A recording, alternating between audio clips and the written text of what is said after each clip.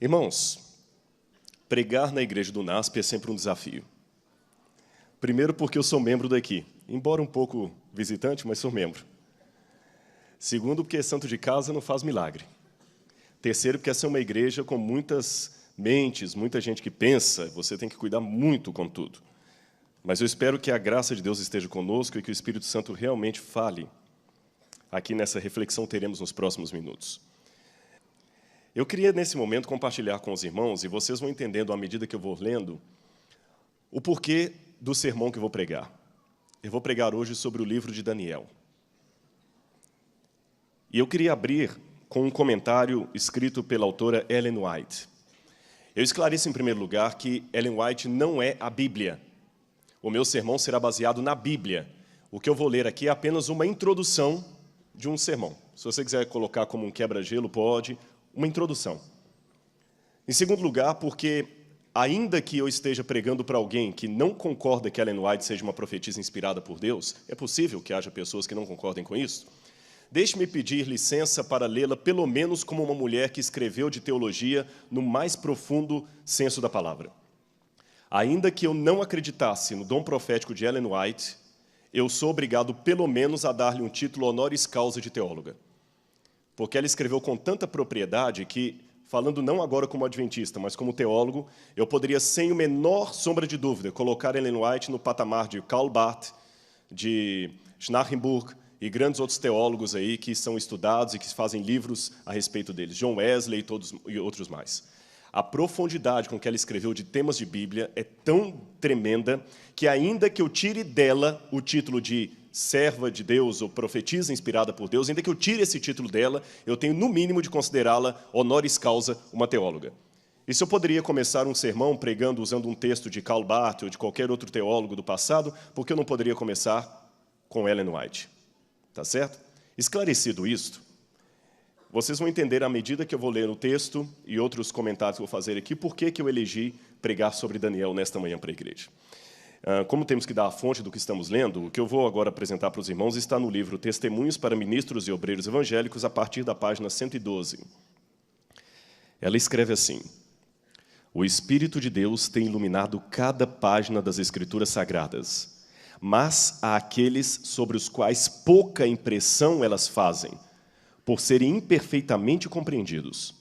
Ao vir a sacudidura, pela introdução de falsas teorias, esses leitores superficiais, não ancorados em parte alguma, são como areia movediça. Escorregam para qualquer posição para agradar a tendência de seus sentimentos de amargura. Deixe-me interromper a leitura aqui. Semana passada, por coincidência, eu estava no túmulo de Ellen White. Nós tivemos uma programação ali nos Estados Unidos de gravação e, no sábado, fomos para a igreja e a equipe que estava comigo pensou, o que a gente pode fazer no sábado, além de ir para a igreja? Eu falei, bom, eu tenho uma sugestão para vocês. Se vocês quiserem, eu posso levar vocês para conhecer Battle Creek, que é uma cidadezinha perto da Andrews, a gente estava na Andrews, e tem muita coisa interessante para mostrar lá, e é um passeio condizente com as horas do sábado. O pôr do sol dando quase 10 horas da noite, você imagina que tem que preencher de uma maneira... Lá no verão, o pôr do sol dá bem tarde. Então, pegamos o carro e fomos para Battle Creek. E eu mostrei lá a vila dos pioneiros e falei, olha, vocês sabiam que Ellen White está sepultada aqui? Ah, não, então vamos conhecer o túmulo de Ellen White? Ah, queremos. Pegamos o carro e fomos lá. No cemitério, uma coisa me surpreendeu. Parecia uma tragédia. Árvores enormes, arrancadas, com raiz e tudo. Muitas caídas sobre túmulos. O cemitério parece que tinha passado por uma devastação que eu nunca tinha visto isso. Eu me assustei, porque o cemitério é muito bonito lá, muitas árvores frondosas, muita sombra, e dessa vez a maioria das árvores arrancadas, mas com a ventania que você via árvore, algumas quebradas, árvores de troncos muito grossos, outras arrancadas com raiz e tudo. Algumas caindo em cima de túmulos, quebrando túmulos. O túmulo de Ellen White estava intacto. E eu perguntei depois para alguém o que foi aquilo, e ele me disse que um tornado havia passado lá mais ou menos uma semana antes e arrancou aquelas árvores ali. E eu comecei a refletir quando eu vi aquela cena. Em primeiro lugar, o que eu li aqui está ilustrado ali. Árvores enormes, com raiz e tudo, caídas ao chão.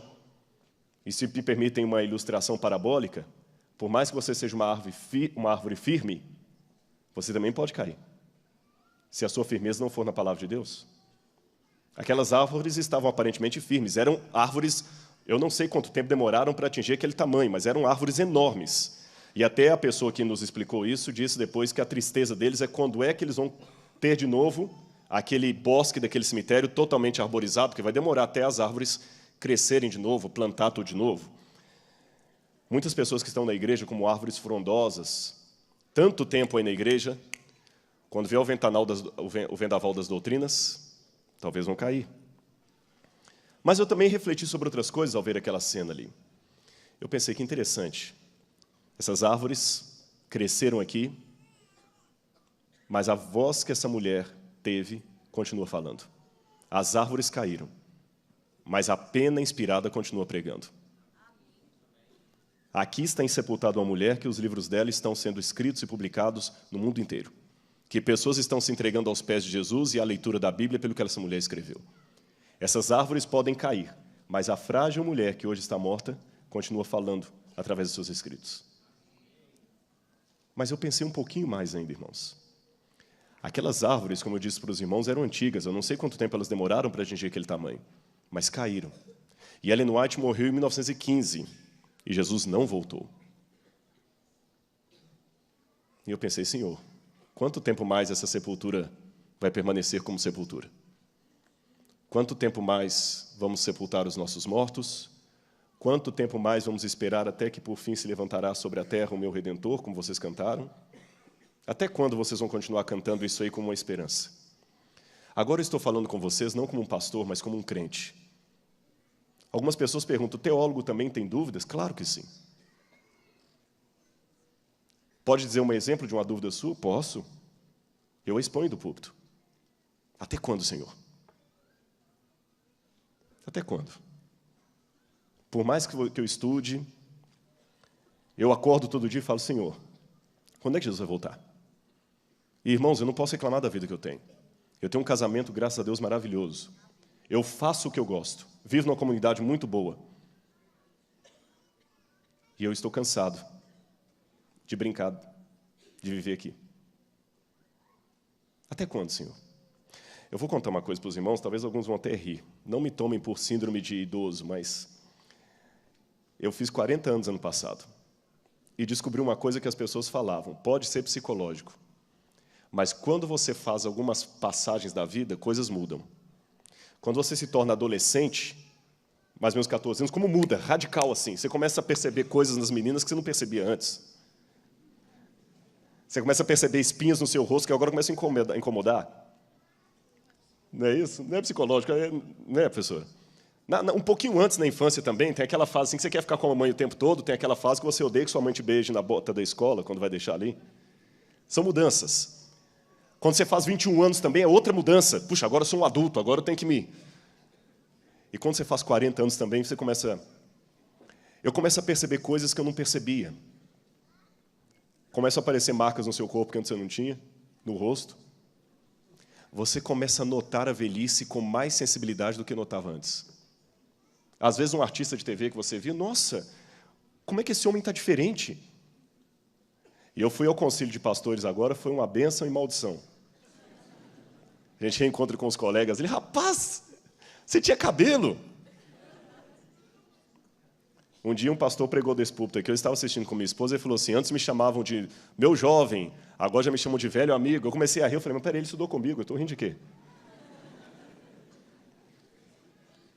E nesses pensamentos, irmãos, eu também penso assim, quando eu me formei em teologia, eu pensava assim, Jesus volta antes.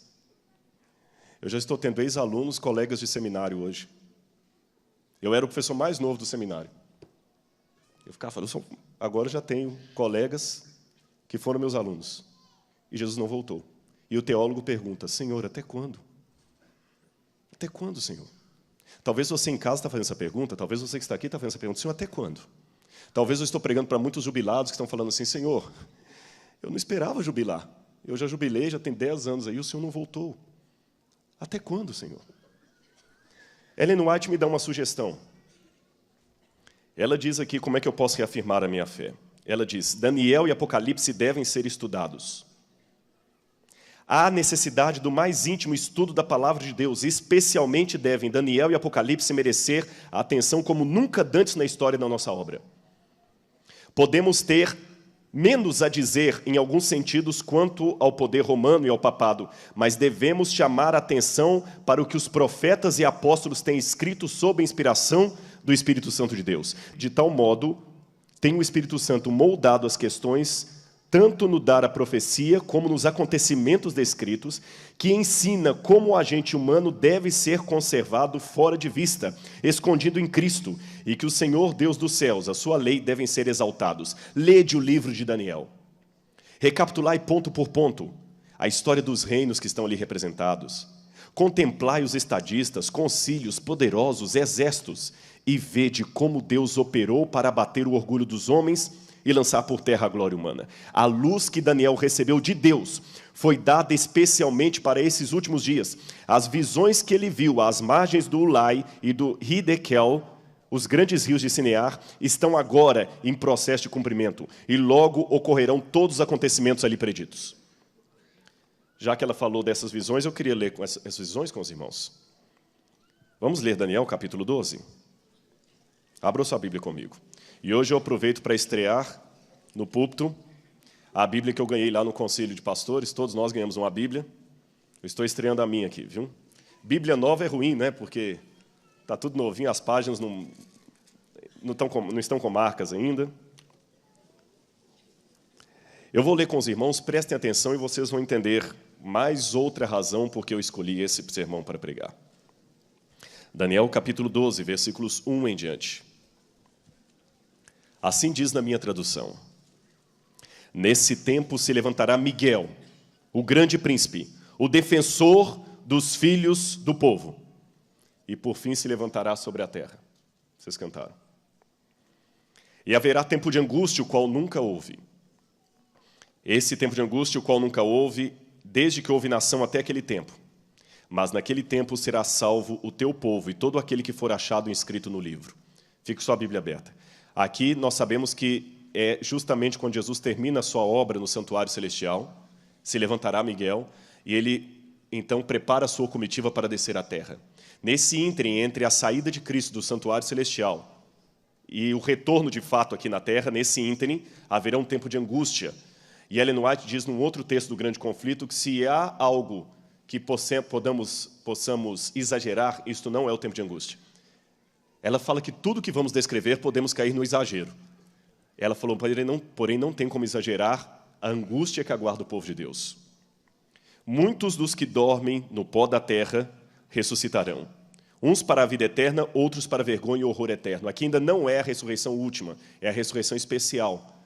Aqueles que crucificaram a Jesus vão ressuscitar para ver o Senhor voltando nas nuvens, e alguns dos que morreram, ou todos, que morreram firmes na mensagem do terceiro anjo, também ressuscitarão primeiro. Note que a Bíblia fala, muitos dos que estão no pó da terra, não fala todos, então não se trata daquela ressurreição geral. E diz que alguns ressuscitarão para a glória, outros para o vexame. Então aqui nós temos a profecia dos soldados romanos e de muitos que morreram na mensagem do terceiro anjo. Os que forem sábios, pois, resplandecerão com o fulgor do firmamento, e os que a muitos conduzirem à justiça como as estrelas sempre e eternamente. Tu, porém, Daniel, encerra as palavras, sela o livro. Até quando? Até o tempo do fim. Muitos esquadrinharão, e o saber se multiplicará. Então eu, Daniel, olhei, e estavam em pé outros dois, um de cada lado do rio, que Ellen White mencionou, o rio Ulai, e outro do outro lado. Um deles disse ao homem vestido de linho que estava sobre as águas do rio, quando se cumprirão essas maravilhas? Aqui outro ponto que eu quero interromper a leitura. Aqui está a dúvida do teólogo, que era a dúvida até de um mensageiro celestial. Quando se cumprirão essas maravilhas, Senhor? Daniel teve o privilégio que nós não tivemos. Ele viu. E quando ele viu, ótimo, Senhor, maravilha. Mas quando? Quando sucederão essas coisas? Ouvi o homem vestido de linho que estava sobre as águas do rio, quando levantou a mão direita e esquerda ao céu, e jurou por aquele que vive eternamente que isso será depois de um tempo, 2 tempos e metade de um tempo. E quando se acabar a destruição do poder do povo santo, estas coisas se cumprirão. Eu ouvi, diz Daniel, porém não entendi. Então eu disse, meu Senhor, Desculpe, quando será o fim dessas coisas? E Deus não respondeu quando será, ele só disse, vai, Daniel, segue o teu caminho. Porque essas palavras estão encerradas e seladas até o tempo do fim. Muitos serão purificados, embranquecidos e provados. Mas os perversos procederão perversamente, e nenhum deles entenderá, mas os sábios entenderão. Depois do tempo em que o sacrifício diário for tirado e posta a abominação assoladora, haverá ainda 1.290 dias. Bem-aventurado o que espere e chega até 1.335 dias. Tu, porém, segue o teu caminho, até o fim, pois descansarás. E ao fim dos dias te levantarás para receber a tua herança. Desculpe-me se eu frustro alguns nessa manhã, mas eu não vou explicar os 1.290 dias, nem 1.335 dias. Esse é um assunto ainda em aberto, há posições, e eu não creio que aqui um púlpito, o sermão, seria o lugar ideal para discutirmos esse detalhe da profecia. Mas ele está dentro do contexto aqui. Eu quero pregar nesta manhã, o meu objetivo é sobre o livro de Daniel, é um sermão temático. Como que eu, através do livro de Daniel, respondo essa angústia que eu tenho como teólogo? Senhor, até quando? Até quando? Quantos morreram esperando e até quando, Senhor? E quanto tempo mais? Há várias crianças aqui na igreja. Até quando, Senhor? Milhares de pastores reunidos em Foz do Iguaçu, conclamando, pedindo a Deus o Espírito Santo e pregando de casa em casa a esperança, Jesus voltará, e amém, vai voltar, mas até quando, Senhor? Eu pergunto. E eu quase que ouço a voz de Deus falando como Daniel, vai, Rodrigo, segue o teu caminho. Continua dando suas aulas e pregando. Deixa o quando comigo. Prega o que eu mandei. Eu sei que há alunos de história aqui, deixe-me contar para vocês uma coisa que talvez vocês já ouviram de algum professor. Existe um ramo da história que me fascina, chama-se psicobiografia. É uma mistura de história com psicologia. A psicobiografia é o seguinte, ela toma a análise psicológica de uma personagem do passado. Eles pegam tudo o que se pode saber daquela personagem e tentam, a partir da história daquela personagem, descobrir, talvez, alguma questão emocional dela. Por exemplo, através de cartas deixadas, você pode descobrir se a pessoa sofreu de depressão, os tipos de traumas que ele trazia consigo. Há alguns que usam a psicobiografia para tentar entender por que Hitler tinha tanto ódio dos judeus. E há algumas pistas interessantes. Alguns diagnósticos até interessantes, a partir de cartas, a partir de contexto. E eu queria aplicar algumas regras da psicobiografia sobre o homem que escreveu isso aqui. O homem por detrás do escrito, o próprio Daniel. E eu vou mostrar para vocês alguns slides. Para falar desse homem, Daniel, eu quero mostrar essa mulher para vocês aí. E eu quero falar um pouquinho dela com vocês. Já que eu falei que eu quero analisar Daniel, deixe-me falar dos sentimentos por detrás de alguém que é acadêmico. Quem estudou na Andrews possivelmente foi aluno dessa mulher. E eu quero compartilhar para os irmãos que foi uma das pessoas que eu tive maior prazer e emoção em conhecer. O nome dela, Leona Running. 96 anos. E eu a entrevistei quinta-feira da semana passada. Essa entrevista vai para o ar no segundo semestre no Evidências. Eu confesso que eu terminei a entrevista chorando. Para quem talvez não saiba quem é Leona Running, eu vou explicar para vocês por que eu estou dando tanta ênfase a essa mulher. Ela simplesmente domina 13 idiomas diferentes. E, apesar dos seus 96 anos, ainda possui tremenda lucidez, como poucos. Entre os idiomas de sua carreira acadêmica, ela conseguia, não sei hoje a tal fluência disso, mas até um tempo atrás, ela lê com fluência egípcio, ugarítico, hitita, latim, sumeriano, acadiano, grego, hebraico, francês, italiano, alemão e outras coisas mais. Ela foi professora da Andrews por muitos anos e ela foi professora em Takoma Park, uma das primeiras mulheres a lecionar no nosso seminário em Takoma Park. E ela... Por que eu digo que ela ainda está muito lúcida? Há 5 anos atrás, tem um amigo meu lá na Andrews, Bob Bates, ele fez uma tese de PhD, e a tese dele foi um dicionário de egípcio. E ela foi orientadora dele.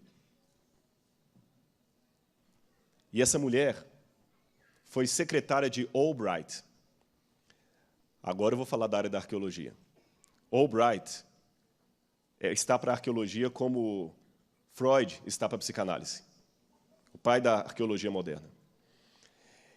E eu entrevistei essa mulher, e ela está com 96 anos, talvez a última entrevista da vida dela, muito frágil fisicamente, mas lúcida.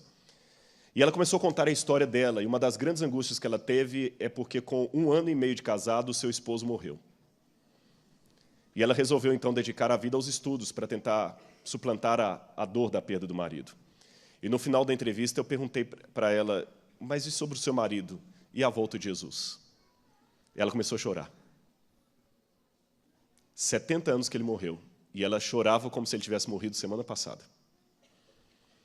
E ela falou assim, isso é muito difícil. Todos os dias eu pergunto ao meu Senhor, quando é que o Senhor vai voltar? Quando, Senhor? Quando? E ela demonstrou uma... Eu estou adiantando a entrevista para vocês, mas não importa. Ela falou assim, eu tenho medo, porque quando ele ressuscitar, ele vai ressuscitar com 30 e poucos anos que ele morreu, ele vai me ver com 90. Eu sei que depois que desligou a câmera, eu até falei assim, olha, mas você sabe que vocês vão mudar o corpo. Também o câmera que estava conosco falou, mas a gente vai transformar. Eu falei, eu sei disso, eu não esqueci a doutrina. Mas e se demorar um pouquinho, eu não queria que ele me visse assim. Agora imagina aquela senhora. Mas, irmãos, vocês vão ver depois a reportagem no Novo Tempo. Quando ela começou a chorar, e ela foi chorando, me dói muito a ausência do meu esposo. Eu não me dói muito, por isso que ela mergulhou no mundo acadêmico. Até como... Ela trabalhava na Voz da Profecia, ela fez os primeiros sermões em inglês para o pastor Roberto Rabelo passar para o português. Os primeiros sermões da Voz da Profecia foi ela que fez. Ela conheceu o pastor Rabelo menino, quando ele chegou nos Estados Unidos para estudar. Aí eu falei, tá, mas e a volta de Jesus? A senhora está desanimada? Ela falou assim, não, de maneira nenhuma, ele vai voltar. Irmãos, veio uma velhinha de 96 anos, trêmula, que para andar do carro até o museu onde eu fiz a entrevista, ela tinha dificuldades, e falando assim, ele vai voltar. E ela olhou para a câmera e falou, ele vai voltar e eu vou ver o meu esposo. Amém? Eu falei assim, eu não preciso falar mais nada nesse programa. E de novo eu fiz a pergunta para mim mesmo, Senhor, até quando? Será que eu vou chegar a 96 anos, Senhor? Eu falei que ia falar de Daniel e interrompi para mencionar a Helena Running.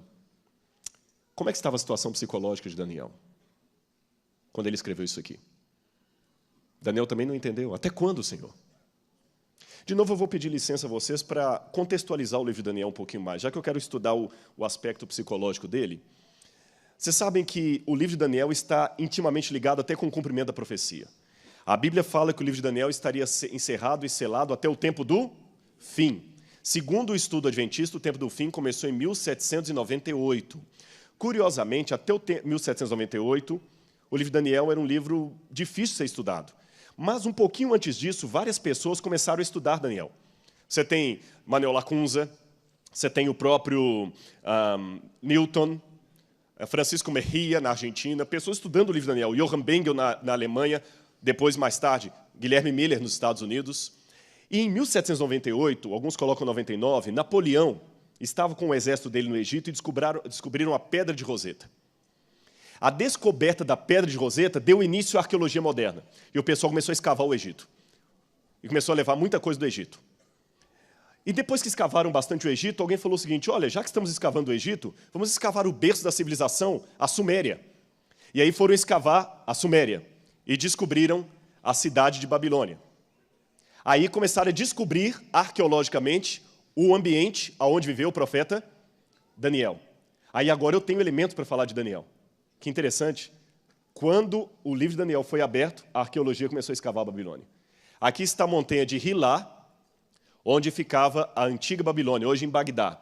Muitos duvidaram que Babilônia existiu. Até essa época, 1898, muitos diziam que Babilônia nem existia.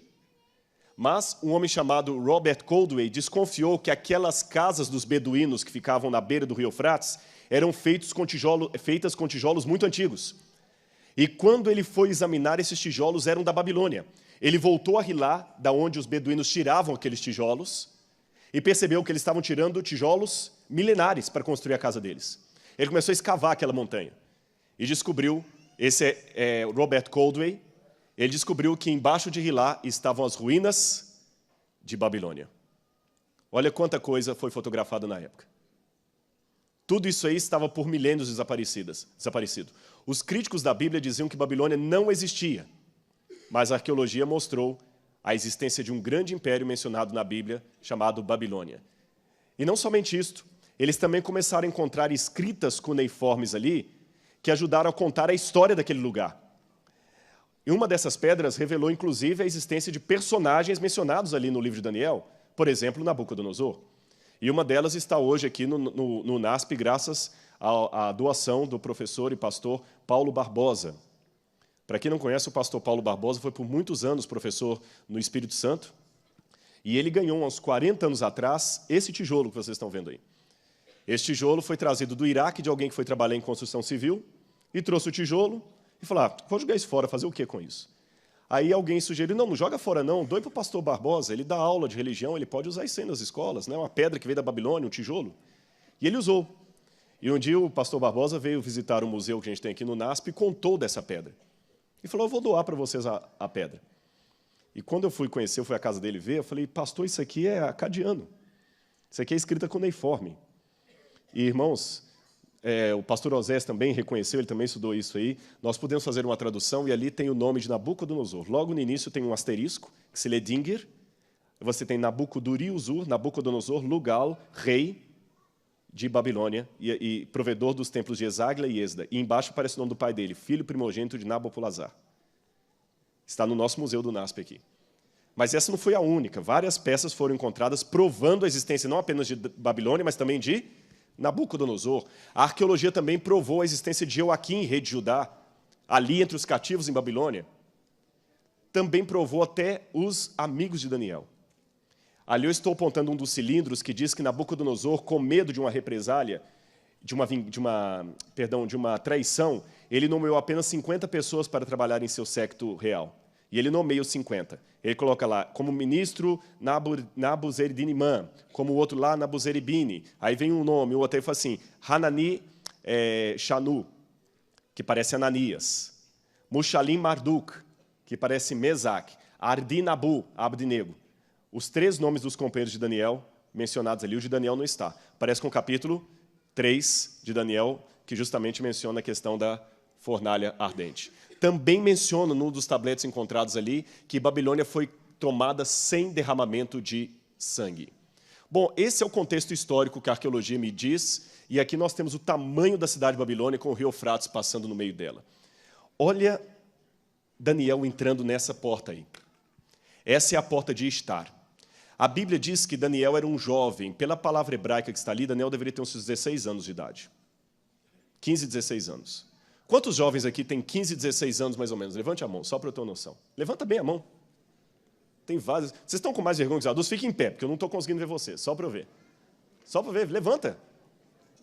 Poucos. Tem aqui 1, 2, 3, 4. Não vou chamar à frente, não. Pode ficar tranquilo. Nem vou dar prêmio, mas pode ficar em pé. Então, presta atenção em mim, vocês que levantaram. Daniel tinha a idade de vocês quando foi para a Babilônia. Imagina Daniel sendo em Jerusalém passando por essa porta. E essa porta foi reconstruída, sabia? Ela foi encontrada e reconstruída, hoje está no Museu de Berlim. E um detalhe curioso, esses tijolos nunca foram retocados. Lá em Bagdá você tem uma cópia da porta de Estar. A original está na Alemanha. Aqui você tem Marduk, que estava ali na porta, e o leão. Isso é feito de lápis lazuli, 2.600 anos, nunca retocado. Agora, olha que interessante, um dos símbolos da Babilônia era o leão. E esse leão tem uma característica que outros leões não têm. Percebem qual é? Asas. Daniel, capítulo 7. O símbolo de Babilônia era um leão com asas. Quando eu olho para a arqueologia, eu entendo porque que Daniel usou aquele símbolo. Ou Deus mostrou aquele símbolo para Daniel. Um leão com asas, símbolo da Babilônia. Mas Daniel ficou impressionado com tudo aquilo, mas ao mesmo tempo angustiado. Quantos anos eu falei que Daniel tinha? 15 ou 16. De Jerusalém até Bagdá, que seria mais ou menos a distância de Jerusalém à Babilônia, dá uns 900 quilômetros se você andar em linha reta.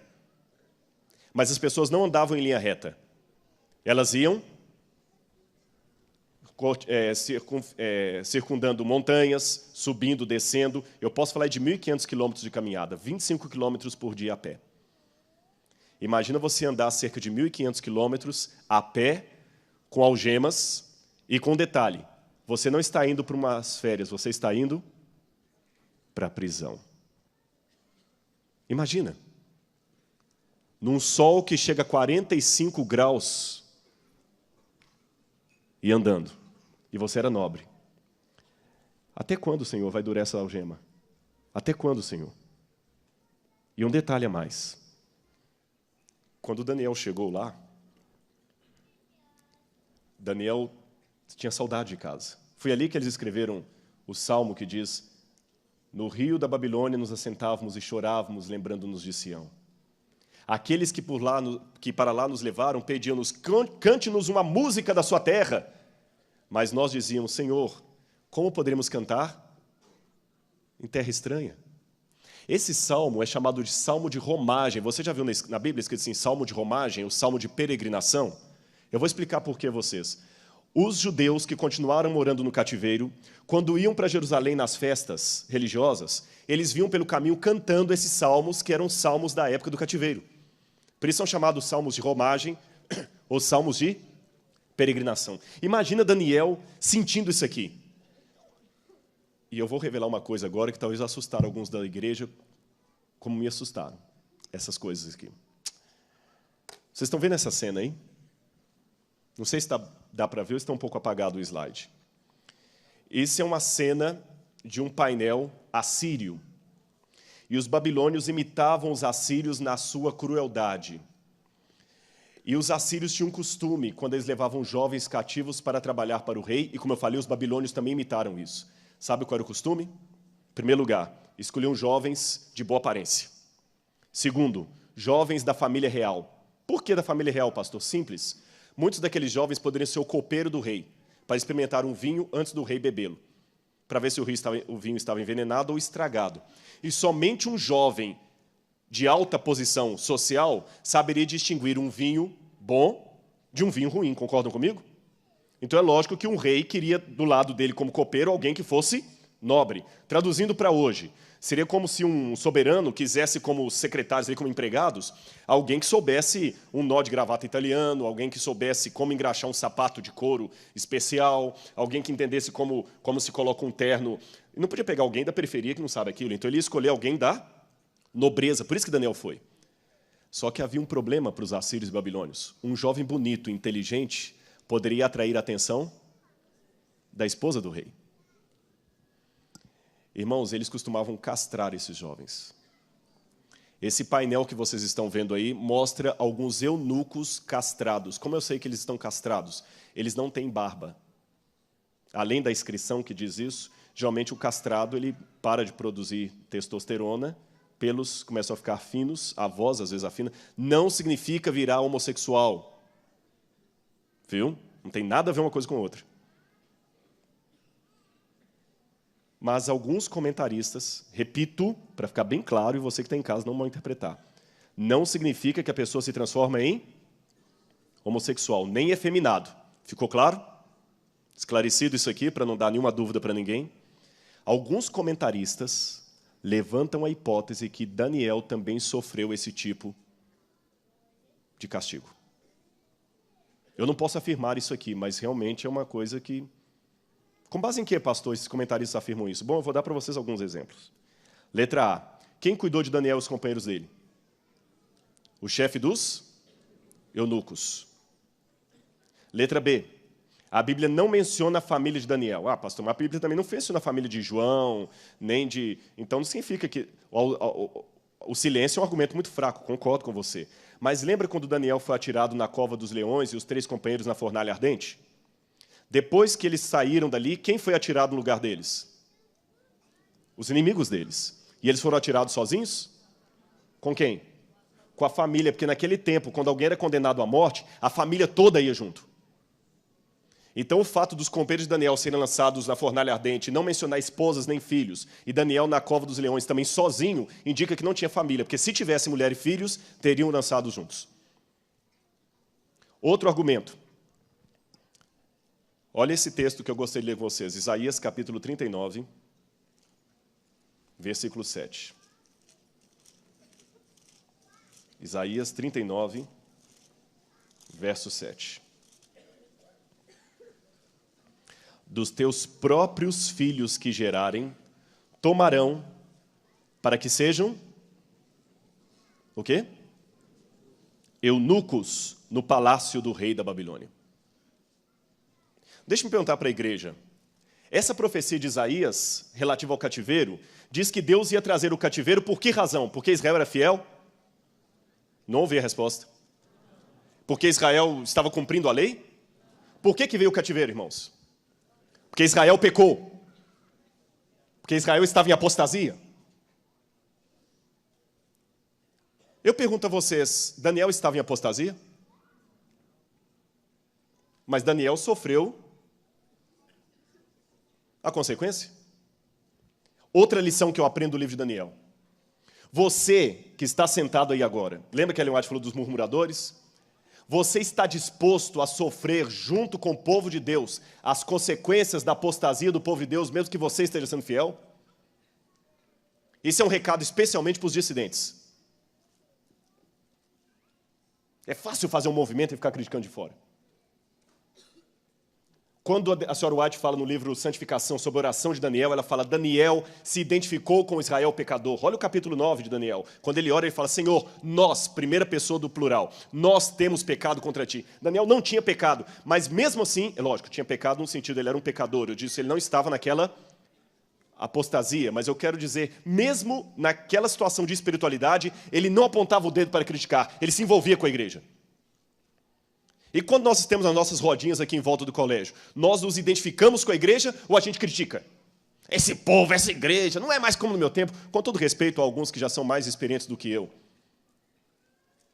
Eu respeito tremendamente aqueles pioneiros.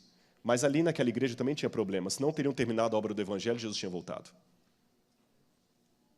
Então não acho que é criticando a juventude de hoje, achando que a de ontem era melhor, que a de hoje não presta.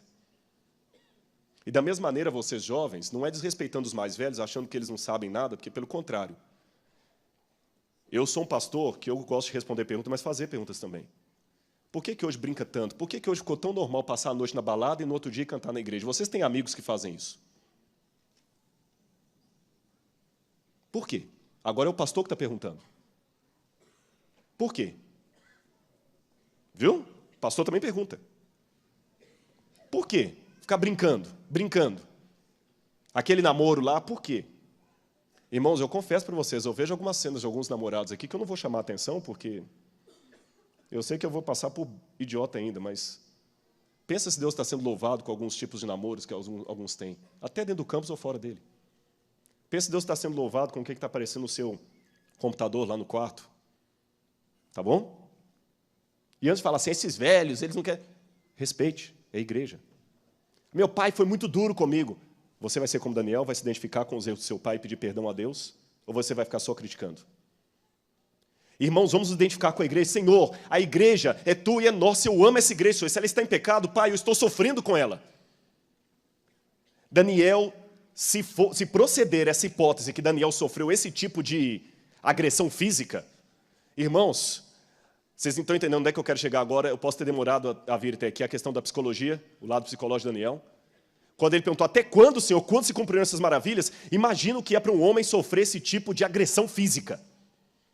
Sendo fiel a Deus, jovem, na flor da idade, belo, inteligente. Senhor, por quê? Por quê, Senhor? E vou contar para vocês outras coisas que eu aprendo do livro de Daniel. O que o livro de Daniel me ensina? Em primeiro lugar, não ceder em princípios.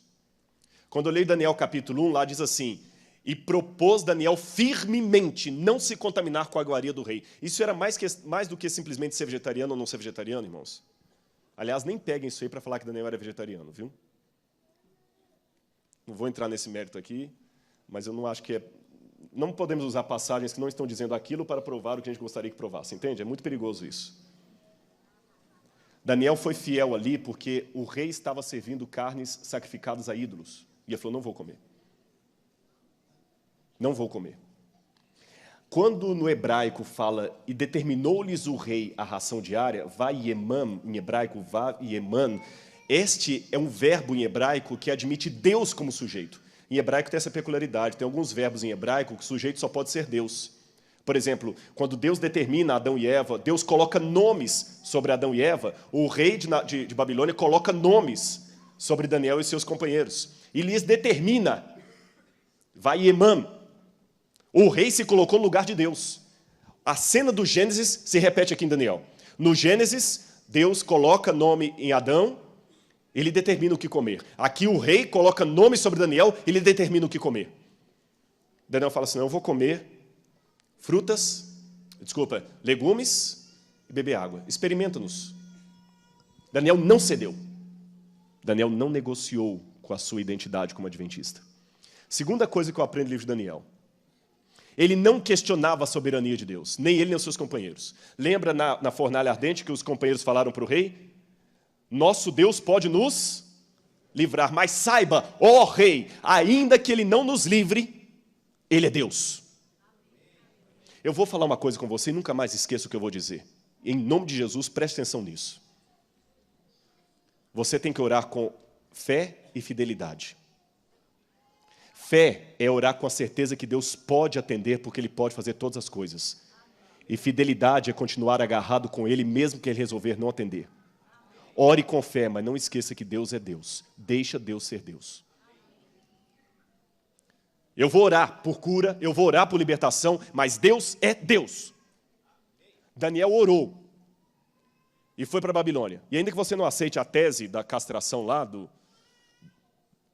da agressão, só o fato de estar longe de casa, nunca mais voltando para ver a família, nem os pais, nem os irmãos, nem ninguém. Então você também, jovem, eu quero dar recados para todos, que se sente revoltado, porque você não queria estar aqui no internato, seu pai obrigou. Sua situação não está pior do que a de Daniel de jeito nenhum. Você está aqui porque alguém quis o seu melhor. Pode, às vezes, você não gostar da comida, pode não gostar do dormitório, pode não gostar do culto de tal hora, pode não gostar de ter vindo para a igreja de sábado, mas saiba que a sua situação ainda é muito melhor do que a de Daniel. Muito melhor. Um dia você vai crescer e vai perceber como foi bom o tempo de internato, que hoje talvez você não está entendendo. Mas não revolte, não. Mas falharam comigo, pastor, é que você não sabe, eu entendo. Eu sei o que você está dizendo. Muita gente falhou comigo também. Mas eu não vou usar isso como motivo para questionar a soberania de Deus. Deus é Deus. Terceira coisa que eu aprendo. Daniel não cedeu nos seus princípios, mas Daniel não foi bairrista. Se você olhar, irmãos, o livro de Daniel é o livro que mais enaltece heróis de fora. Pode olhar, o livro de Daniel não traz um herói de dentro de Israel. Todos os heróis do livro de Daniel, com exceção dele e dos seus companheiros, são pessoas de fora. Quem ajuda Daniel? O chefe dos eunucos, não era judeu. O chefe da guarda, Arioque, não era judeu. Nabucodonosor, que depois se converte, não era judeu. Rei da Pérsia, que estava a favor de Daniel, qual é o nome dele?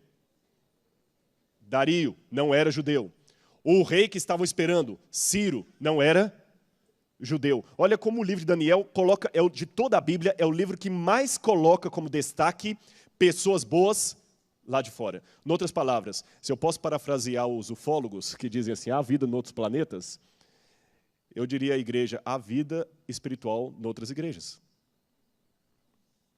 Há vida espiritual no mundo. Há cristãos em Babilônia. Sai dela, povo meu, é povo de Deus. Então não podemos ser bairristas. Tem muita gente que ainda tem aquela mentalidade assim, povo do mundo. Se for o pastor Bulhão pregando, foi usado por Deus. Se foi um outro pastor, não pode ter sido usado por Deus, pastor, de jeito nenhum. Vocês sabiam que Ellen White, quando o segundo filho dela casou, quem fez o casamento foi um pastor batista? Briguem com ela, não tem nada a ver com isso. E a entrevistadora perguntou para a ex-nora da irmã White, que já morreu, a senhora Burroughs, por que foi um pastor batista que fez o casamento, não tinha nenhum pastor adventista ordenado? Falou assim, não tinha, mas é porque o pastor batista era amigo da irmã White. Agora muita gente vai parar de crer nela por causa disso. Mas pastor, e o sábado? A Ellen White falou que o sábado ainda não é o sinal de Deus para definir, o domingo ainda não é o selo da besta e não será enquanto o decreto não for colocado. E o sábado hoje é o sinal distintivo do povo de Deus? É. Mas não para longe de qualquer questionamento. Tem muita gente guardando o sábado hoje que, embora esteja no povo de Deus, não faz parte dele. Quando o decreto dominical for colocado, e nós vamos diferenciar as pessoas por guarda de dia. Até lá, isso ainda é meio subjetivo. A igreja de Deus é a igreja adventista do sétimo dia, ponto. Não abro mão disso. Mas ela é maior do que a igreja adventista. Porque Deus tem a igreja visível da profecia e a igreja invisível. Daniel reconhecia que tinha pessoas sinceras lá fora. Vocês perceberam aqui a dinâmica? Daniel não cedeu. Não é questão agora de vou me tornar metaleiro para ganhar os metaleiros.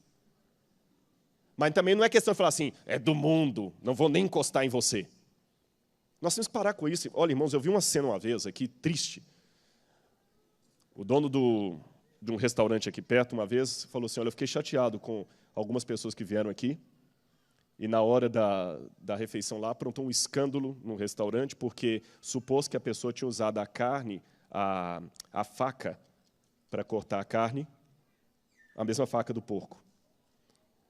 Ele falou, não, eu conheço os adventistas, eu não faço um negócio desse aqui. Mas ele aprontou um escândalo e começou a gritar, nós somos especiais, vocês têm que entender que somos especiais.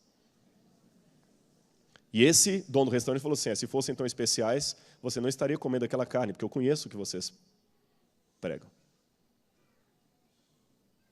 Irmãos, eu estou falando de coisas que nós vivemos. Nós queremos ser tão diferentes e nos tornamos tão iguais. Nós rejeitamos o povo do mundo, mas aceitamos o mundo. Não é meio irônico isso? Eu tenho que rejeitar o mundo, não o povo do mundo. A gente não pode ter alergia às pessoas de fora. Eu tenho que reconhecer que Deus tem sinceros lá fora, pessoas maravilhosas. Irmãos, quanta gente maravilhosa me ajudou. Eu me lembro uma vez que quando eu estava estudando em São Paulo, eu ficava num seminário católico, eu dormia no seminário. E eu chegava todo domingo à noite e o padre já tinha comida preparada para mim lá no micro-ondas. E um dia eu peguei a comida lá, e quando eu fui comer, ele, Rodrigo, desculpa, perdão. Ele saiu correndo, o que foi? Tomou o prato da minha mão, jogou fora assim, desculpe, eu esqueci que hoje era o dia que você vinha, e a empregada colocou tocinho de porco no feijão. Desculpe, faz o seguinte, coloca o arroz aqui que está limpinho, eu vou fazer um ovo para você aqui, um omelete e tudo mais e tal. E esse padre veio aqui assistir um sermão que eu preguei aqui há muito tempo atrás. Eu vou falar que esse homem é um hipócrita? Deus tem sinceros lá fora. Eu posso ser um adventista sem discriminar. Amém? Então eu estou indo bem no sermão. Silêncio pode significar sono, pode significar um monte de coisa. Outra coisa que eu aprendo no livro de Daniel. Ter bons modos para testemunhar. Irmãos, a Lisli apareceu com um livro lá em casa que eu queria até transformar num manual missionário. Regras de etiqueta. Como se portar numa mesa, o que evitar, o que não evitar. Interessante, né? Como se portar a uma mesa. E eu achava que nós devíamos ter um livro de regras de etiqueta no evangelismo. Que às vezes nós pagamos muito mico na hora de evangelizar. A gente acha que já tem que de cara falar do sábado. Tem jovens universitários que acham que o jeito dele pregar é na primeira aula de biologia, é já levantar a mão e debater com o professor em sala de aula sobre criacionismo e evolucionismo. Não é aí. O homem é professor, ele é doutor, ele está 20 anos dando aula ali, você é primeiro-anista. Você tem que primeiro demonstrar que você é o melhor aluno daquela faculdade, que você é gente boa, que vale a pena te ouvir, que você entregue seus trabalhos em dia. Aí, o dia que você abrir a mão e falar o seguinte, desculpa, eu discordo disso aí, tu não vai querer te ouvir, não. Se você é tão inteligente e discorda, alguma razão tem. No primeiro dia, você é um ilustre desconhecido. Hoje eu estou casado com minha esposa, mas no primeiro dia que eu conheci, eu desse um beijo na boca dela, desculpa eu cacófato, eu não estaria dando aula aqui. Primeiro você tem que conhecer a pessoa tinha que conhecer para ver que vale a pena te ouvir. Daniel, antes de falar qualquer coisa, mostrou que ele era. Daniel tinha que ser gente boa, irmão, senão o chefe da cozinha não ia arriscar por Daniel. Olha, todo mundo gostava dele, apesar da oposição que ele enfrentou, o chefe da guarda foi a favor dele, o chefe da cozinha foi a favor dele, Nabucodonosor se encantou com ele, Daniel era gente boa, valia a pena ouvir esse rapaz. Então, minha sugestão, pregue muito e fale só o essencial. Pregue muito e fale pouco. A sua vida é a única Bíblia que muita gente está lendo lá fora. Outra coisa que eu aprendo do livro de Daniel. Daniel, apesar de todo o sofrimento, continuava tendo alegria. O livro de Daniel é um livro que tem ironia e humor. Quando você lê no livro de Daniel assim, e Nabucodonosor disse, ao som da gaita, ao som disso, ao som daquilo, vocês vão se prostrar e não dá uma lista de instrumentos ali? Você notou, Lineu, que várias vezes repete os instrumentos? Sabe por quê? Humor. É engraçado. Em hebraico, a repetição constante de alguns elementos assim, ou o exagero é humor. Quando Jesus disse, é mais fácil passar um camelo no fundo de uma agulha que um rico entrar no céu, isso era humor. As pessoas riam. Daniel ali tinha um bom senso de humor. E o rei disse de novo, vamos lá, ao som disso, daquilo, prostrem. Olha, de novo, hein? Vou repetir. Ao som disso, daquilo, prostrem-se. É verdade que ao som disso, daquilo, vocês não se prostraram? Essa repetição constante é um jeito bem humorado de contar a história. E eu costumo dizer para meus alunos que se um homem não sabe rir de uma boa piada, desconfie da teologia dele. É doente. Agora, por outro lado, Daniel também não usava esse humor de maneira irresponsável. Ele não perdia o senso da solenidade, especialmente quando falava das coisas do céu. Em hebraico, irmãos, quando você fala em prosa, é para coisas comuns. Quando você fala em poesia, é para coisas solenes. É diferente do português, né? Toda vez que um profeta está falando, ele começa em prosa. No meio do texto, ele passa para poesia. Opa, aqui é uma coisa solene, é uma ênfase. Daniel, no capítulo 7, quando ele fala da terra, ele fala em prosa. Quando ele fala do céu, ele fala em poesia. Toda vez você vê em Daniel, ele está falando dos animais, é prosa. Quando ele fala do filho do homem vindo para receber o reino, aquela cena ali do trono, ele fala em poesia. Ele sabe diferenciar as coisas de Deus das coisas do mundo. Ele não brinca. Pessoal, presta atenção nisso, que isso é muito sério, somente vocês que cantam. Ele não brinca com coisas de Deus. Outro detalhe que eu aprendo no livro de Daniel. Ele tinha noção de onde ele era, de quem ele era. Mais um detalhe. Daniel também eu aprendo que o reino não virá pelo meu esforço, mas por ação divina. Lembra que a pedra foi cortada sem auxílio de mãos. O reino vai vir, mas não é por Rodrigo Silva. O reino vai vir quase a despeito de Rodrigo Silva. Deus em si mesmo se basta, mas ele resolveu contar comigo. Então isso é um privilégio que eu peço a Deus para não permitir que eu frustre. Outro detalhe, o reino de Deus pode demorar. Daniel, vai, porque essas profecias se referem a dias ainda muito distantes. Outro detalhe, esperar pelo reino no cativeiro é diferente de esperar em casa. Essa expressão em hebraico que está ali, Leshanah Rabaa Beyerushalayim, traduzindo significa ano que vem Jerusalém. Os judeus, quando moram na diáspora, fora de Israel, eles têm um costume, especialmente na Páscoa, no Pessah, no Yom Kippur, que é o dia da expiação, eles falam assim, ano que vem Jerusalém, quer dizer, nós vamos para lá. Dizem alguns que essa tradição começou no cativeiro, quando os judeus tinham a esperança de no ano que vem o cativeiro acabar.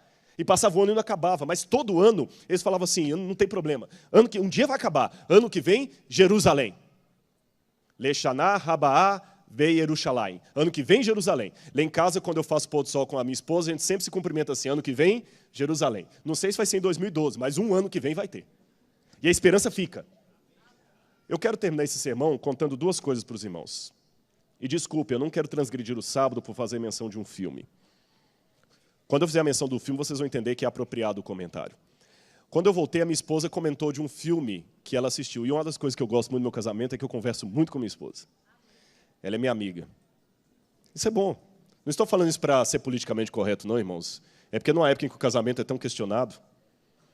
E ela me contou desse filme que ela assistiu. Passou na TV esses dias que eu estava fora aí. E ela, quando contou o filme, ela começou a emocionar, chorando, que ela disse que chorou quando assistiu o filme. E quando ela contou, ela começou a chorar e eu quase chorei também. Fiquem tranquilos, vocês não vão chorar.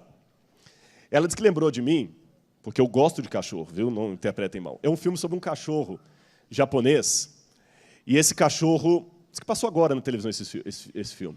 Muitos assistiram, né? Mas a Globo está com um ibope bom aqui, viu? Eu espero que é Novo Tempo também. Eu sei que o cachorro, ele ficava, o dono, ele teve um carinho muito grande com esse dono, e esse cachorro teve uma história tão especial que eu vou contar partes que o filme não mostrou. O Rakito, que é o nome desse cachorro, aqui está uma estátua dele que foi erguida lá em Tóquio. Puxa vida, por que um cachorro mereceria uma estátua? A fidelidade dele ao dono. O dono criou, e a Lislet que foi mostrando o carinho do dono com o cachorro, e o cachorro foi crescendo, ele pegou o cachorro, e o dono ia trabalhar, o dono era professor, ele ia para a estação, o cachorro ia com ele. Quando ele entrava no trem, o cachorro voltava para casa. Quando era a hora do trem chegar, o cachorro ia para a estação e ficava esperando o dono. Até que um dia, o cachorro não queria que o dono embarcasse no trem de jeito nenhum. Parecia que o cachorro estava entendendo alguma coisa. Esse aqui é a foto original do cachorro. Tirada em 1929, em preto e branco. E do outro lado, o cachorro verdadeiro, que foi empalhado e está no museu lá em Tóquio. O cachorro do filme foi empalhado. Sabe por quê? Nesse dia que ele não queria que o dono embarcasse, por alguma razão, o dono foi e teve um infarto enquanto dava aula. E não voltou. E por anos e anos esse cachorro continuava indo para a estação todos os dias, na hora que o trem chegava, esperar o seu dono chegar. E ele começou a morar na estação. Ele dormia debaixo dos trilhos e na hora que o trem chegava, ele chegava e sentava lá, esperando o dono que nunca mais ia voltar. E a Lisle diz que a cena mais triste do filme é que você vai vendo o cachorro envelhecendo. E o dono não volta. Quando ela contou isso, coincidiu com o que eu estava pensando em pregar para vocês. Um cachorro não tem o raciocínio de um ser humano. Eu sei que o cachorro pode ser um bicho inteligente, mas ele não tem o raciocínio de um ser humano. Mas se um cachorro consegue ter tanta fidelidade em ficar esperando um dono, por que eu não vou continuar esperando o meu Senhor? Até quando, Senhor? Não sei. Mas eu sei de uma coisa, irmãos, Daniel não era um mero historiador. Ele verificava o pulso da história e sabia interpretar os tempos. E eu aprendo mais uma coisa do livro de Daniel. Eu comecei esse sermão perguntando até quando. Passei pela história de Leona Running, que também perguntou até quando. Mostrei Daniel perguntando até quando. Mostrei que Daniel tinha todos os motivos humanos para questionar a Deus. Mas ele continuou esperando. E a última coisa, presta atenção no que eu vou dizer agora. Existe uma diferença entre esperar no cativeiro e esperar em casa. Daniel sabia o tema do grande conflito. E a dinâmica do grande conflito é que se nós sofremos demais, nós não suportamos, mas se sofremos de menos, não sabemos qual mal é o mal e não desejamos nos livrar dele. E como o mal imita o bem? No livro de Daniel você tem a pedra que sai do céu, que a montanha é um símbolo do céu, ela é arrancada de uma montanha, é o símbolo do céu. E essa pedra que sai do céu atinge a terra e cresce e enche a terra. E o pequeno chifre é um chifre que sai da terra e atinge o céu, imitando o poder de Deus. Ele sabia o que era o grande conflito. Esperar a Deus no cativeiro é diferente de esperar em casa. Você está sabendo esperar a volta de Jesus? Deixa eu contar uma última ilustração para você pensar no resto desse sábado. Uma vez eu li uma coisa de Paulo Freire, um verso que eu nunca tinha lido, um verbo. Ele falou do verbo esperançar. A palavra esperança pode vir de esperar e de esperançar. Eu contei isso numa vigília aqui, gostaria de pedir licença para contar isso de novo à igreja. Uma vez eu passei 50 dias longe da minha esposa. Ela estava na África do Sul e estava em Israel. Quando eu voltei, eu estava ansioso por ver a minha esposa. E você vai entender nessa minha ansiedade o que significa esperançar. Eu fui para Caprioli ali esperar o ônibus chegar e eu estava com flores na mão. E o meu comportamento dizia que eu estava esperançando. Não esperando, esperançando. E eu ficava andando para um lado, e aflito, e olhava na esquina, e o ônibus nada. Uma senhora perguntou, puxa, mas você tá com tanta euforia, quem você está esperando? E eu nem percebi que eu estava tão empolgado. É a minha esposa. A sua esposa? Ela está vindo aonde? Da África do Sul. É mesmo? E o que você faz? Eu sou professor e pastor lá no NASP, sou da Igreja Adventista, a minha esposa é professora lá. E comecei, eu não sei, daqui a pouquinho eu sei que não era só aquela mulher, tinha uma outra com ela, mais um senhor, mais um outro, mais um outro, mais um outro. E uma chegou e falou assim, mas ela é sua namorada? Eu falei, mais do que isso, ela é esposa. E fiz assim, aí eu acutucou o marido, tá vendo? O ônibus chegou. A porta abriu, aquela primeira falou assim, não, espera aí, ele vai na frente. Espera aí, motorista, deixa ele entrar. A Lisle vai me matar para eu estar contando isso aqui, mas tudo bem. Quando eu entrei, que eu abracei, evidentemente beijei, porque casado pode. Todo mundo lá fora aplaudiu. A Lisle era mais conhecida lá fora do que qualquer um. Mas dessa história um tanto engraçada, eu quero ilustrar para vocês o que significa esperançar. Esperar é estar à espera de algo. Esperançar é ter tanta vontade que a coisa venha, que você leva outros a esperarem juntos com você. Era espalhar a esperança. Irmãos, eu vou continuar esperando o meu Senhor. A minha dúvida teológica ainda não sanou. Até quando, Senhor? Quando Jesus voltará? Não sei. Desculpem, meus alunos, o professor de vocês não sabe e nunca vai poder responder. Quantos anos, pastor, você acha? Mais 10 anos, 5? Não sei. Eu sei que ele em breve voltará. Quando será esse breve, eu não sei. Eu sei o seguinte, pela minha força, mas pela graça, não pela minha força, mas pela graça de Deus, eu vou continuar esperando. E eu conclamo você, a partir dessa introdução, desse panorama do livro de Daniel também, a esperar. Lembrando que estamos num cativeiro, na Babilônia, esperar. O meu Senhor voltará e eu vou ficar esperando. Se um cachorro, que é um ser que não tem a inteligência do ser humano, pode ficar esperando o seu dono, porque eu não posso esperar o meu Senhor? Então, no nome de Jesus, espere, porque Ele voltará. Até quando, Senhor, eu não sei. E enquanto você espera, estude as profecias de Daniel, estude Apocalipse. Você está na Babilônia, mas acreditem, meu irmão, Ele vai voltar. Meus amados, vocês que já jubilaram, talvez não esperavam chegar à jubilação, eu posso dizer que eu entendo a angústia de vocês, porque vocês não esperavam, mas Ele vai voltar. Eu sei que desde que vocês eram criancinhas na igreja, já diziam isso, vocês estão com 70, 80 anos, mas Ele vai voltar. Muitos já morreram, mas Ele vai voltar. Lineu, Ele vai voltar. Você era uma criancinha e seu pai já cantava, você já é um maestro hoje, mas Ele vai voltar. As músicas que vocês compõem, Jader, vão virar realidade. E em nome de Jesus eu quero continuar esperando. Vamos orar agora. Amado Pai, em nome de Jesus eu entrego esta igreja no Teu altar. Ouça a nossa voz agora, Senhor, do santuário celestial. Ouça, amado Pai, o nosso clamor. Como Daniel, Senhor, muitas vezes perguntamos, até quando, Senhor? Quando nós veremos essas maravilhas? Quando, Senhor, o pequeno chifre será definitivamente derrotado? Quando, Senhor, a pedra arrancada sem auxílio de mãos baterá no fim da estátua, consumindo-a e ao mesmo tempo enchendo toda a terra? Quando, Senhor, virá o Teu reino? Senhor, estamos presos na Babilônia deste mundo, agredidos, humilhados, muitas vezes punidos por pecados pessoais ou por pecados coletivos. Mas como Daniel, Senhor, queremos ser fiéis a Ti. Perdoa, Senhor, os pecados que temos cometido.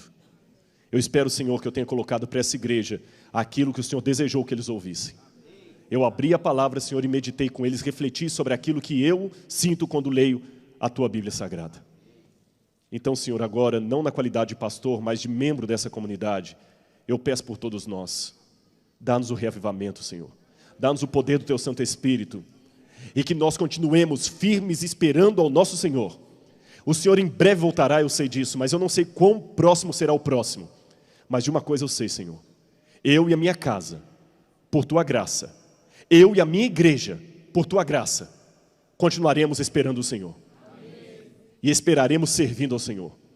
Eu conclamo agora o Teu poder, o poder do Teu Santo Espírito sobre todos que estão aqui. E que a graça de Jesus repouse sobre cada um de nós, pois é em nome dEle que nós oramos. Amém, Pai. Amém, Senhor.